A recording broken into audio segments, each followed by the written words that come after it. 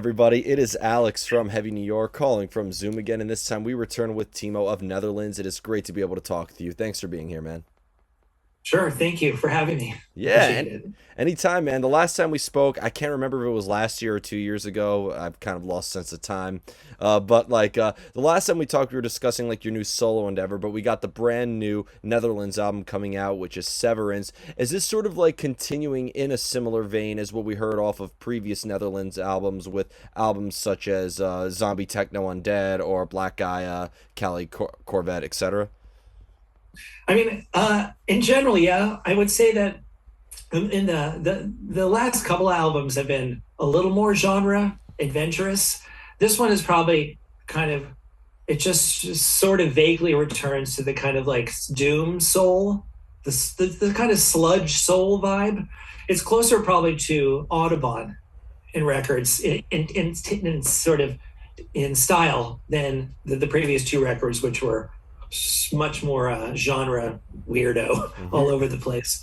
But yeah, it's like it's in a way it's a little more, it's a little less conceptual.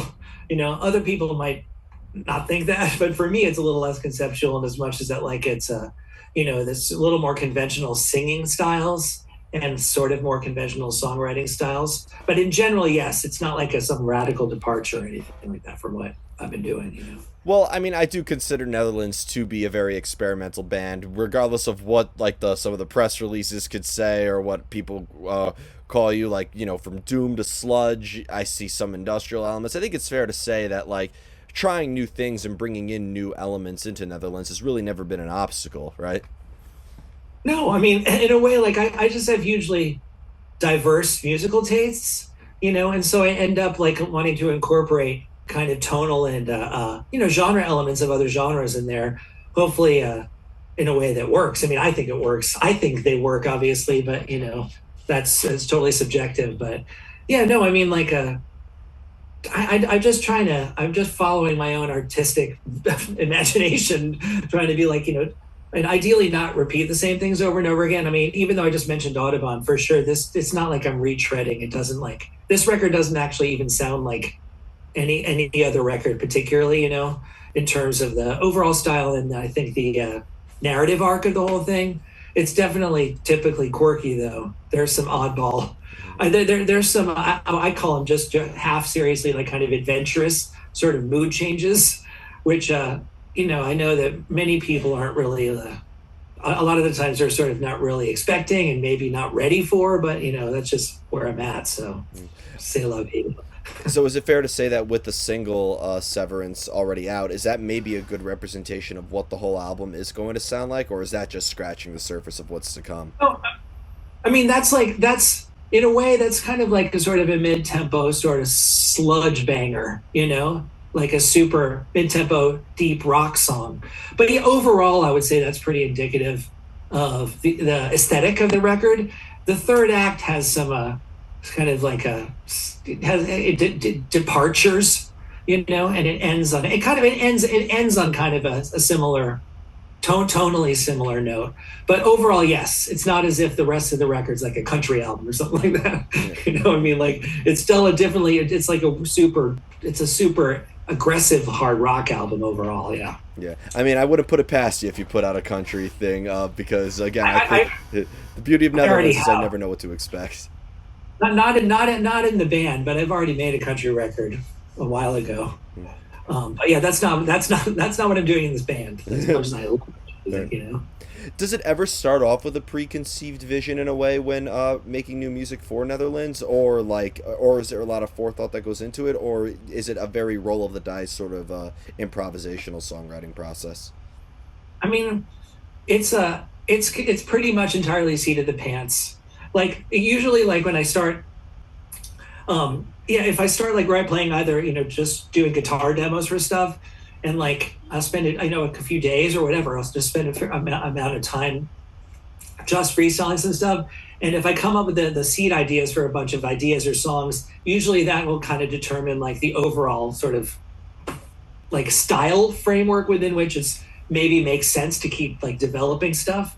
But no, to answer your question, it's entirely improvised, and yeah, I just my entire creative process is like the blank canvas. I don't really have any preconceived ideas going, and not that there's anything wrong with that, but that's just never been my way of doing things.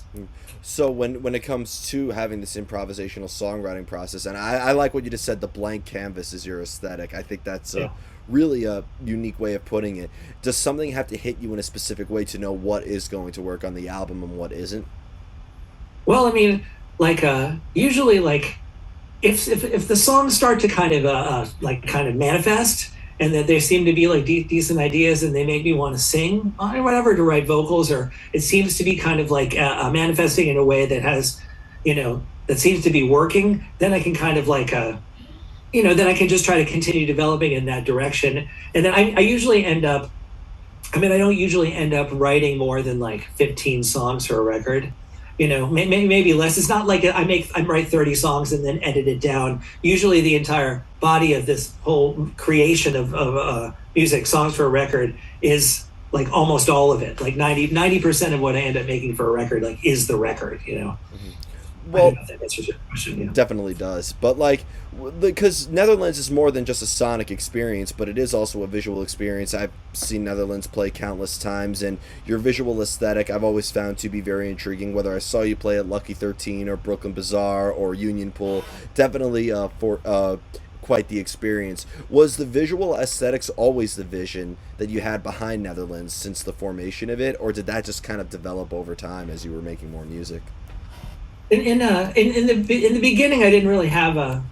I mean, it was always something that I would have wanted to do in the beginning, and then finally just got the whole thing together in a way and met various like video artists who I could collaborate with and end up creating like a sequence of, like a video accompaniment for the whole thing to create this more three-dimensional, theatrical type of effect. And so, in general, like there was always like a theatrical element to the whole performance style of the thing. So there was maybe the natural evolution, progression of the thing to once I met people that I actually thought would do it really, like do a really great job with it, to start just developing like a whole body of a parallel visual world for all the shows. But it's also fun occasionally not to do that and just go back to the norm, the conventional, like it's just people, like look at us playing the music, as opposed to like this immersive thing that's like more like like some kind of like a planetarium show or something.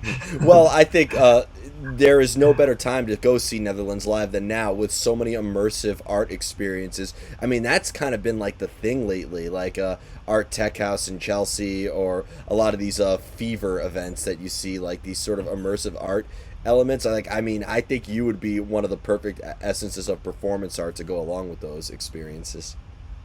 Thank you. I agree. It'd be great. In general, like, we just run the risk of like possibly terrifying people because we're so loud. We're like, it's like, and they know it's also, and of course, obviously, there's a lot of bands that play really loud in that context, but our thing is so fucking brutal that way that, it might, I think we might alarm or jar regular concert goers, unless it was like explicitly like a hard rock or punk or metal night or something like that.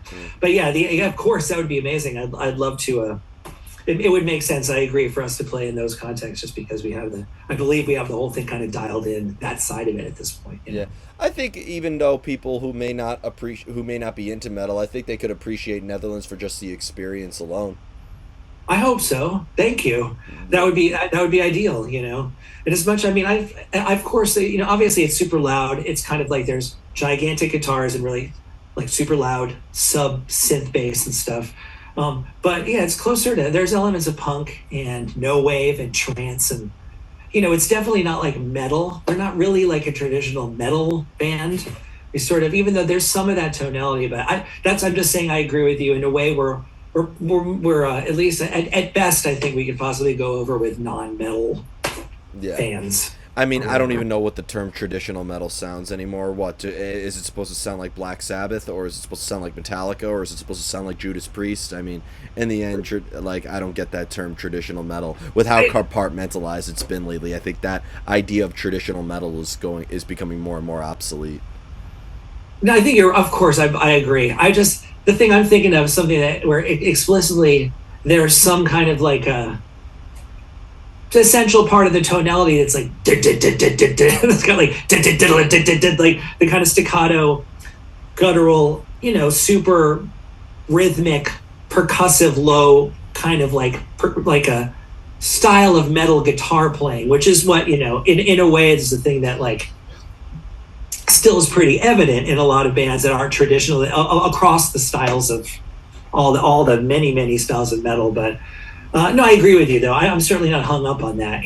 Whatever. I agree. Yeah. Well, one thing that immediately caught my eye, I think I definitely told you this before, but Netherlands is a sentimental band for me, as you were the first band I ever saw at Lucky 13, which is basically my home base and like where the idea of Heavy New York sort of started. So Great. Netherlands was the first band, and one thing that immediately captured my eye was you weren't just using the traditional mic on the mic stand; you were using a lav microphone in a way, if that's what it would be called.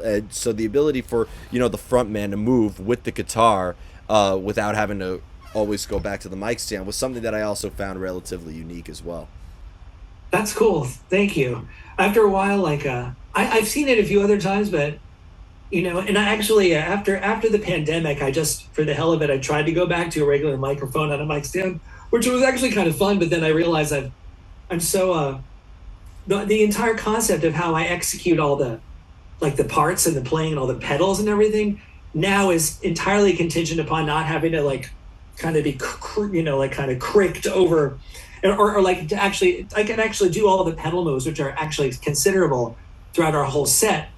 I can look at stuff and sing at the same time, so it was like revolutionary in terms of just being able to execute all that crazy stuff that I'm doing just to for sound wise. And then of course I can walk around, and it was liberating that way, even though I was a little afraid in the beginning that people were going to like roll their eyes or think it was like goofy or something like that, which I'm sure some people do. I mean, in a way, my assumption is that like if people have never seen us and they see that, they're kind of like, "What the fuck is this?" But after a few songs, it's like boom, they're Yeah. like, "Okay." Yeah. Just tell yourself if people are rolling their eyes, it's just because it's not the music, it's the weed or the alcohol that's making them do that. That's great. We'll just go with that. Of course. But have you always, because as I interviewed you on your solo work and Netherlands is a band, do you feel like Netherlands is sort of an essence of portraying, this is for lack of better words, but portraying like a character or an essence outside of yourself, or maybe like an alter ego of some sort in a way through Netherlands that you may not portray in your solo work?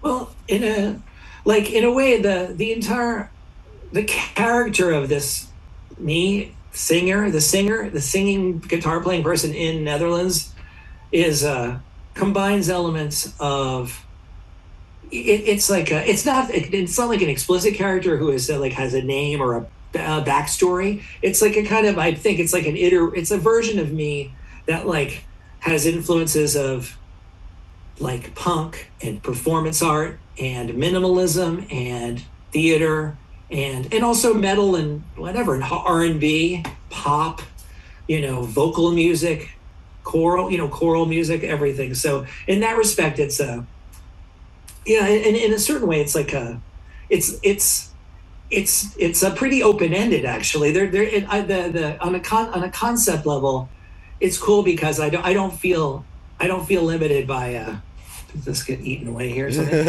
I don't get like I don't feel limited by having to be like this hard rock lead singer, which I clearly am not, Yeah. like But in a lot of instances or whatever.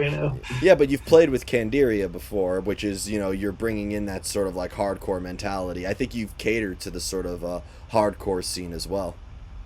Yeah, I mean, in a way, over the years, obviously playing locally in New York, and then ending up like it was like in the first couple of albums was even though I've been loving and playing and writing fucking crazy hard rock and kind of punk and metal music for years and years. In the Netherlands was the first time that I ever actually actively started like trying to develop songs that had like "Wah!" or ow, like screaming, grunting, guttural style vocals. And so in that respect, I think in general I was just kind of ended up ambiently being influenced by a lot of these bands that I like.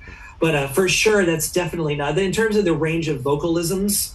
Like that's definitely not the primary thing at all. Like I probably do that much less than I do like more conventional like conventionally ranged melodic singing or whatever. That's primary. Yeah. Well, But then there's also a lot of psychotic vocal effects though too, which are nothing like that aren't like anything else and anything. They're not like anything but themselves. I think. yeah. I mean, if I were to compare Netherlands, one show that I think would be a great show is if you and Arthur and Punisher played together. I think that would Yeah, alone be a truly epic experience.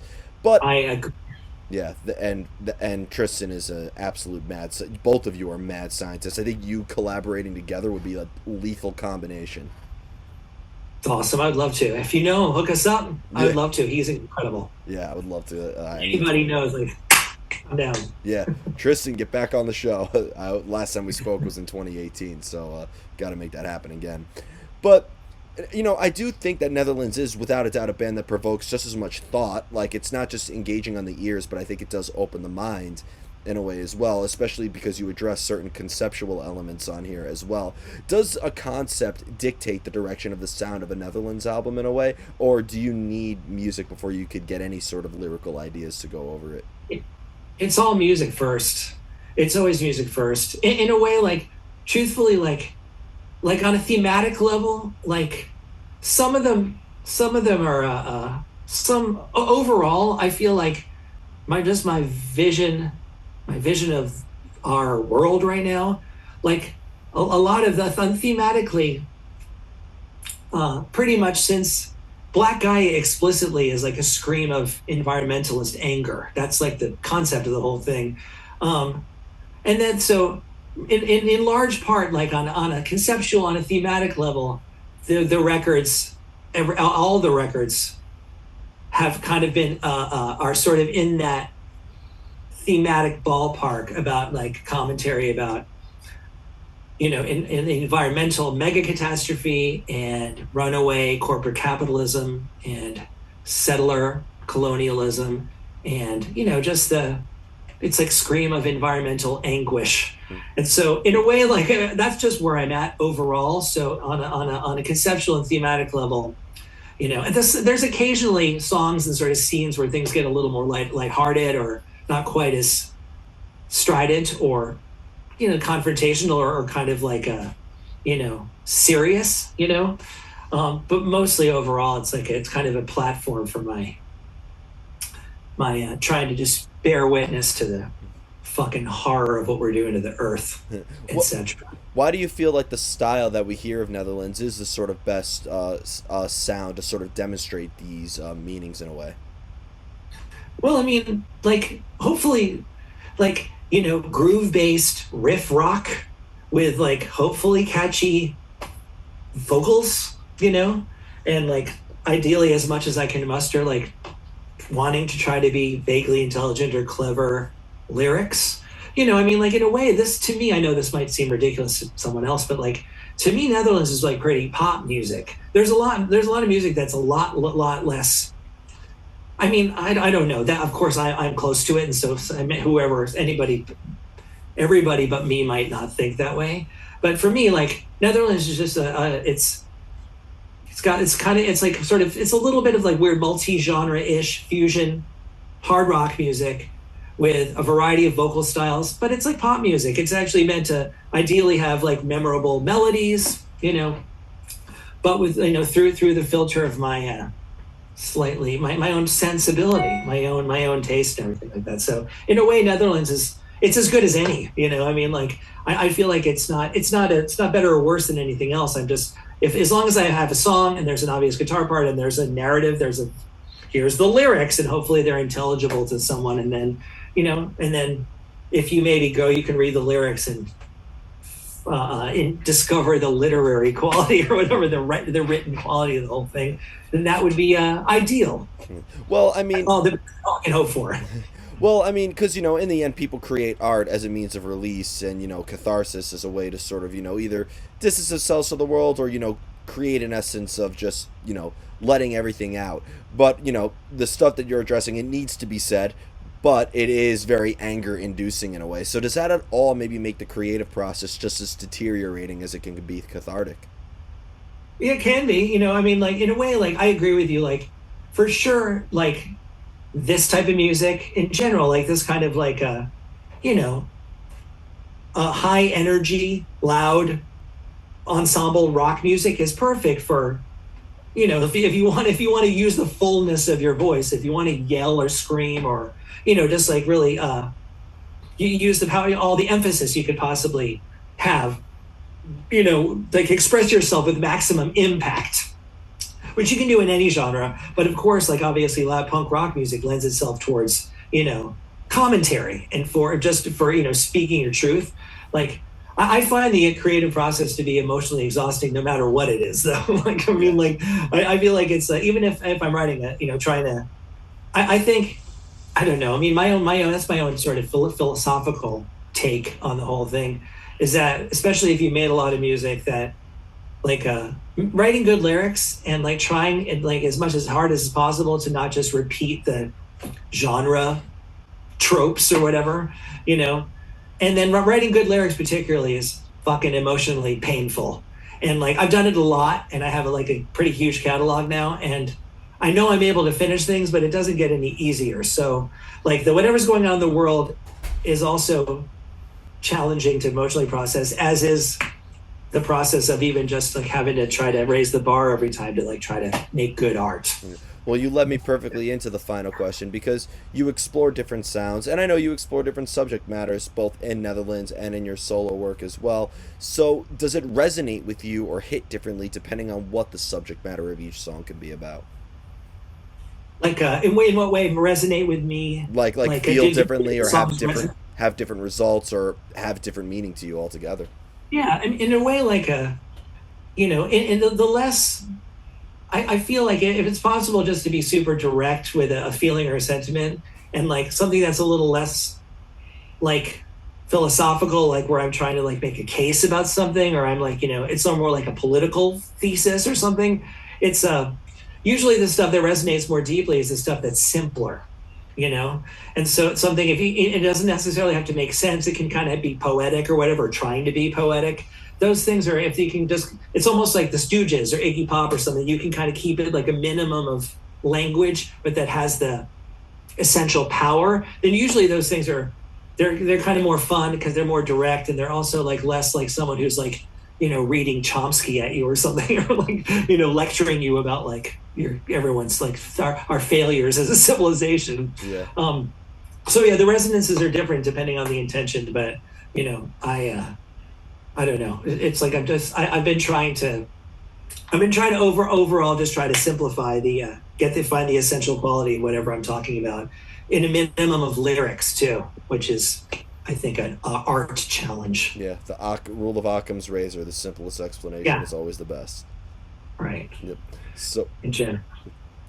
so before we go, I want to thank you so much for coming back onto the show. Always a fantastic have a conversation with you. Is there just anything else with the release of Severance that you would like to promote uh, for the future in terms of shows, or what else we could be expecting from Netherlands? It's I mean, great. Thank you so much, Alex. It's a pleasure. I really, really appreciate it. We're playing the record Severance coming out on Smart Records a week from today. That's the 31st of March. Everywhere, or all the DSPs everywhere.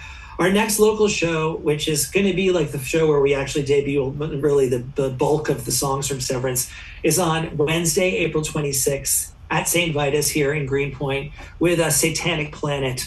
It's Justin Pearson, his one of his bands. He's our also just recently other label mate 31G. It's a film screening of a documentary about Justin Pearson called "Don't Fall in Love with Yourself." There'll be a Q&A with him, and then we play, and then Satanic Planet. Or no, is it Planet? I think, sorry, it's Planet B. I'm sorry. It's Netherlands at Planet B. Justin Pearson, Wednesday, April 26th. Please come if you live anywhere near there. I work 10 feet away from Vitus, so I'll be there regardless. But thank you so much, everybody. We are here with Netherlands Severance coming out very soon. Be sure to catch them at St. Vitus April 26th. This is Alex from Heavy New York, and we will see you next time. Peace.